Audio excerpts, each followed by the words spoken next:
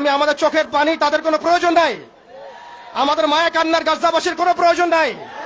গাজাবাসীর প্রয়োজন অর্থনৈতিক সাপোর্ট, গাজাবাসীর প্রয়োজন সামরিক সাপোর্ট, গাজাবাসীর প্রয়োজন এমন একটা জাইশ, এমন একটা ফোর্স যেটা বাহির থেকে গিয়ে বাইতুল মুকাদ্দাসকে উদ্ধার করবে ইনশাআল্লাহ। আর আপনারা ভবিষ্যৎবাণী শুনে রাখবেন, ইনশাআল্লাহু আযজা ওয়া জাল আল্লাহ রাব্বুল আলামিনের এই বান্দাদের মধ্যেই এমন একটা জাইশ, এমন একটা দল আল্লাহ পাক সৃষ্টি করে দিবেন ইনশাআল্লাহ।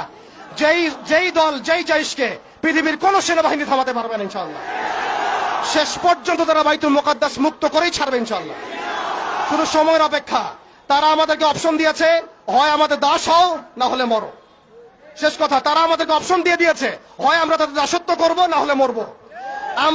আমরাও বলে দিচ্ছি, আমরা দাসত্ব করব না। আমরা হয় শহীদ হব অথবা স্বাধীনতা ছিনিয়ে নিয়ে আসবো ইনশাআল্লাহ। হয় আমরা শহীদ হব না হলে স্বাধীনতা ছিনিয়ে নিয়ে আসবো ইনশাআল্লাহ। আল্লাহ পাক আমাদের বাংলা তাওহীদের জনতাকে কবুল করেন, আমিন। ওয়া আখিরু দাওয়ানা।